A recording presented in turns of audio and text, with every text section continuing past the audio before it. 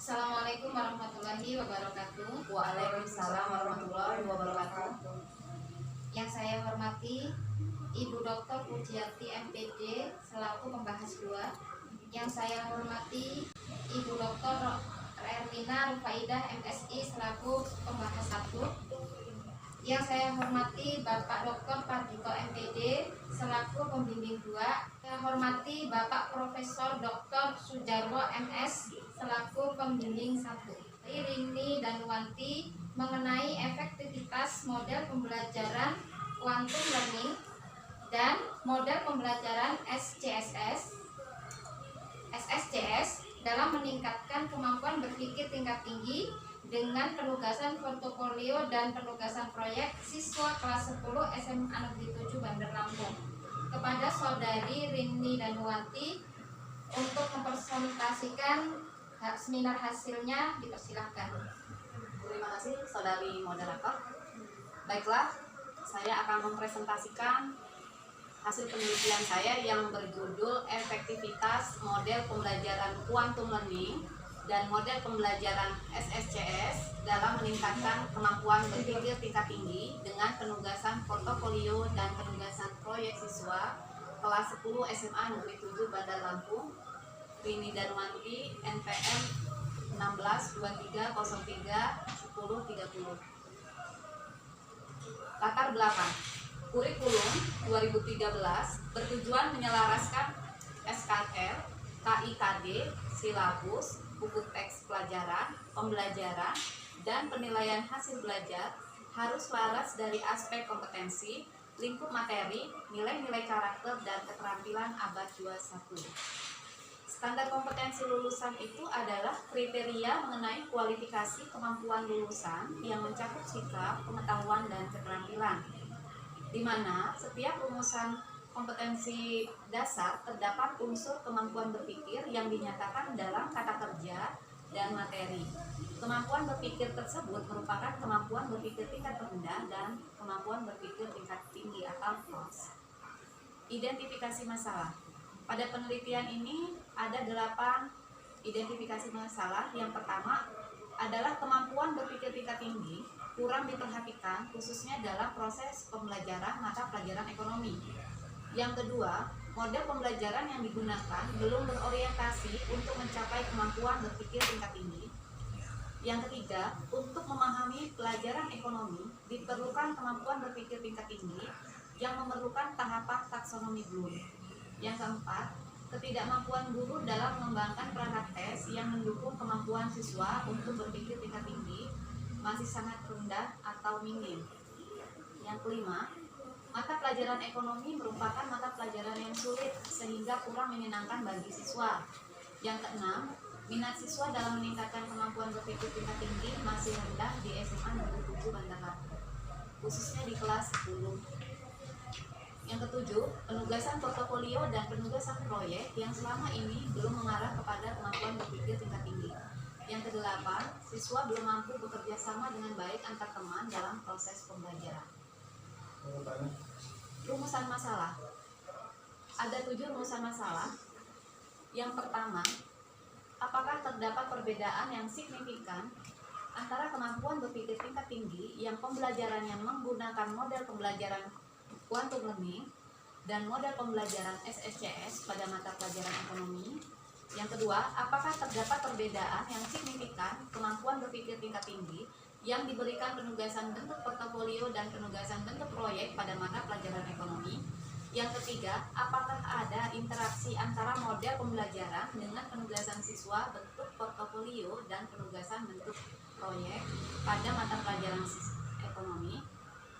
Yang keempat, adakah kemampuan berpikir tingkat tinggi dalam mata pelajaran ekonomi yang pembelajarannya menggunakan model pembelajaran quantum learning lebih tinggi dibandingkan dengan siswa yang pembelajarannya menggunakan model pembelajaran SSCS pada siswa yang diberi penugasan bentuk portofolio. Yang kelima, apakah kemampuan berpikir tingkat tinggi dalam mata pelajaran ekonomi yang pembelajarannya menggunakan model pembelajaran quantum learning lebih rendah dibandingkan dengan siswa yang pembelajarannya menggunakan model pembelajaran SSCS pada siswa yang diberi penugasan bentuk proyek. Yang keenam, apakah kemampuan berpikir tingkat tinggi dalam mata pelajaran ekonomi yang diberi penugasan bentuk portofolio lebih tinggi dibandingkan dengan siswa yang diberi penugasan bentuk proyek dengan menggunakan model pembelajaran quantum learning? Yang ketujuh, apakah kemampuan berpikir tingkat tinggi pada mata pelajaran ekonomi yang diberi penugasan bentuk portofolio lebih rendah dibandingkan dengan siswa yang diberi penugasan bentuk proyek dengan menggunakan model pembelajaran SSCS? Landasan teori. Teori pendukung model pembelajaran quantum learning dan SSCS adalah teori belajar konstruktivisme dan teori belajar Piaget. Di dalam landasan teori ini juga dijelaskan mengenai kemampuan berpikir tingkat tinggi yang merujuk pada taksonomi Bloom dan model pembelajaran quantum learning serta model pembelajaran SSCS. Metode penelitian. Penelitian ini merupakan penelitian eksperimen. Desain penelitiannya menggunakan desain faktorial 2x2. Populasi sebanyak 163 siswa. Sampel penelitian diambil dengan cara diundi, yaitu kelas 10 IPS 2 sebagai kelas eksperimen dan kelas 10 IPS 3 sebagai kelas kontrol. Variabel penelitian itu terdiri dari 3. Yang pertama variabel bebas, itu X1 model pembelajaran quantum learning dan X2-nya model pembelajaran SSCS. Variabel terikat, kemampuan berpikir tingkat tinggi, sedangkan variabel moderator penugasan portofolio dan penugasan proyek. Instrumen pengumpulan data ini menggunakan soal tes kemampuan berpikir tingkat tinggi yang berjumlah 40 butir soal yang merupakan soal multiple choice atau pilihan ganda. Uji persyaratan instrumen dan uji persyaratan analisis data. Uji persyaratan instrumen ini terdiri dari yang pertama uji validitas, R hitung lebih besar dari R tabel, di mana R tabel itu 0,312 diperoleh dari jumlah soal ada 40. Uji reliabilitas R hitung sebesar 0,8525 itu lebih besar daripada R tabel 0,312. Untuk uji analisis data menggunakan uji normalitas dan uji homogenitas. Uji normalitas R hitung lebih besar daripada R tabel sama dengan 0,685 lebih besar dari 0,1566.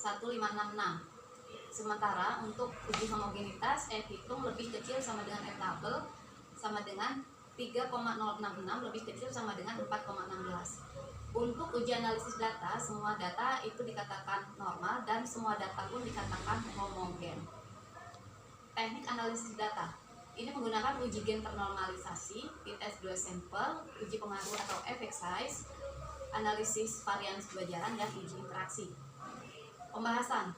Yang pertama, berdasarkan hasil pengolahan data pada kolom model pembelajaran didapat F hitung itu lebih kecil daripada F tabel sama dengan 3,951 lebih kecil dari 4,00. Dengan ini dapat disimpulkan bahwa H0 itu ditolak. Yang kedua, berdasarkan hasil pengolahan data pada kolom model pembelajaran didapat F hitung lebih besar daripada F tabel sama dengan 7,34 lebih besar dari 4,00. Dengan ini dapat disimpulkan bahwa H0 itu ditolak.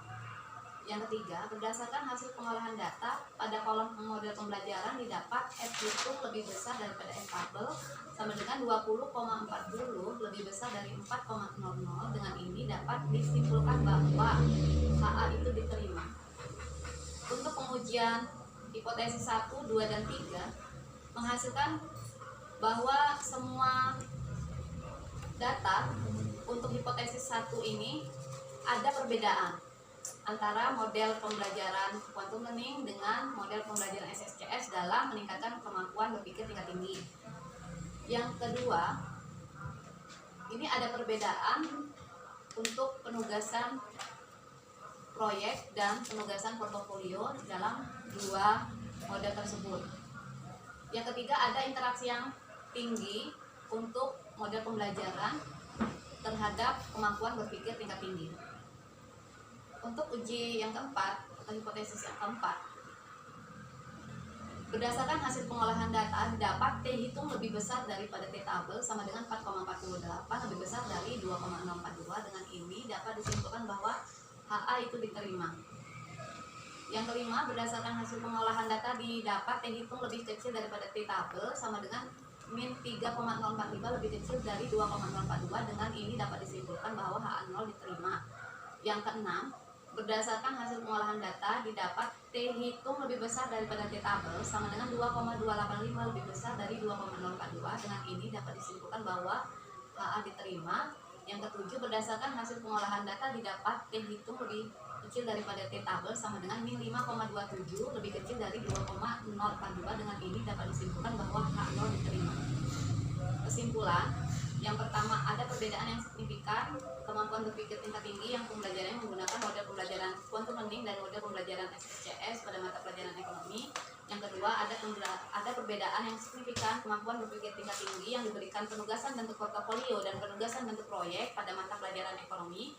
Yang ketiga, ada interaksi antara model pembelajaran dengan penugasan siswa, bentuk portofolio dan penugasan bentuk proyek pada mata pelajaran ekonomi. Yang keempat, kemampuan berpikir tingkat tinggi dalam mata pelajaran ekonomi yang pembelajarannya menggunakan model pembelajaran quantum learning itu lebih tinggi dibandingkan dengan siswa yang pembelajarannya menggunakan model pembelajaran SPCS pada siswa yang diberi penugasan bentuk portofolio. Yang kelima, kemampuan berpikir tingkat tinggi dalam mata pelajaran ekonomi yang pembelajarannya menggunakan model pembelajaran quantum learning lebih rendah dibandingkan dengan siswa yang pembelajarannya menggunakan model pembelajaran SPCS pada siswa yang diberi penugasan bentuk proyek. Yang keenam, kemampuan berpikir tingkat tinggi dalam mata pelajaran ekonomi yang diberi penugasan bentuk portofolio lebih tinggi dibandingkan dengan siswa yang diberi penugasan bentuk proyek dengan menggunakan model pembelajaran quantum learning. Yang ketujuh, kemampuan berpikir tingkat tinggi pada mata pelajaran ekonomi yang diberi penugasan bentuk portofolio lebih rendah dibandingkan dengan siswa yang diberi penugasan bentuk proyek dengan menggunakan model pembelajaran SPCS. Yang pertama, waktu pembelajaran yang menerapkan model pembelajaran quantum learning dan SPCS dilakukan pada kegiatan pembelajaran yang lebih banyak pertemuannya. Yang kedua, pembelajarannya menggunakan model pembelajaran quantum learning dan model pembelajaran SPCS memberikan lebih banyak latihan soal, kemampuan berpikir tingkat tinggi sehingga peserta didik lebih percaya diri pada saat mengerjakan soal-soal.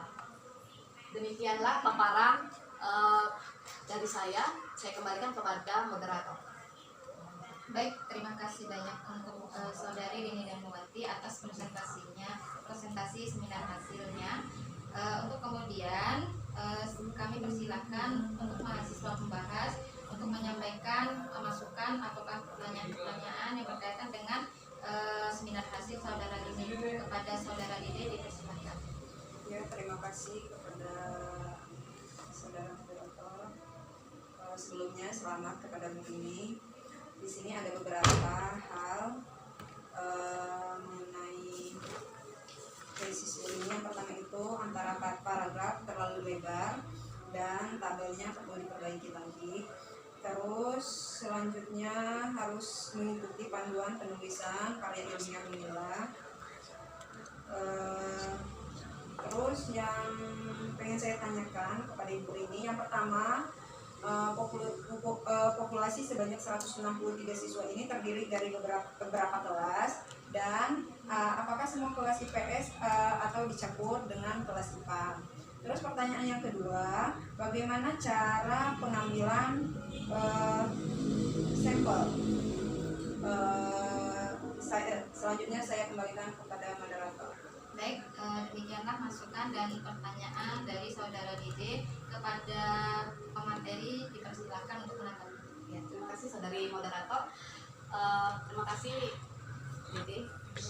Yang pertama, untuk tanggapannya saya akan memperbaiki untuk penulisan mengikuti tata cara Unila. Untuk pertanyaannya, yang pertama itu 168 siswa, 163 siswa itu terdiri dari 5 kelas. Semuanya itu kelas 10 IPS semua, tidak dicampur dengan kelas 10 IPA. Pertanyaan kedua itu cara pengambilan sampelnya itu dengan cara cluster random sampling. Saya menggunakan menguji ya. Mengujinya itu seperti ini. Dengan diundi, bukan menguji. Diundi seperti arisan itu dikocok. Kalau dari kan itu ada 5 kelas. Jadi saya kasih gulungan kertas pertama nomor 1, 2, 3, 4, dan 5. Sementara yang untuk muncul yang pertama itu adalah kelas eksperimen, untuk muncul yang kedua adalah kelas kontrol. Nah, pada saat dilakukan pengocokan, yang keluar itu yang pertama adalah nomor 2, berarti itu adalah kelas 10 IPS 2. Nah, kelas 10 IPS 2 itulah yang dijadikan sebagai kelas eksperimen. Sementara muncul lagi nomor 3. Nah, di nomor 3 itu adalah kelas 10 IPS 3, berarti kelas 10 IPS 3 itu adalah saya gunakan sebagai kelas kontrol. Saya kembalikan kepada moderator. Bagaimana Saudara penulis? Ya. Nah, demikianlah presentasi seminar hasil dari Saudari Rini dan Nuwati. Saya sebagai moderator jika ada salahnya saya minta maaf. Saya akhiri. Assalamualaikum warahmatullahi wabarakatuh. Waalaikumsalam warahmatullahi wabarakatuh.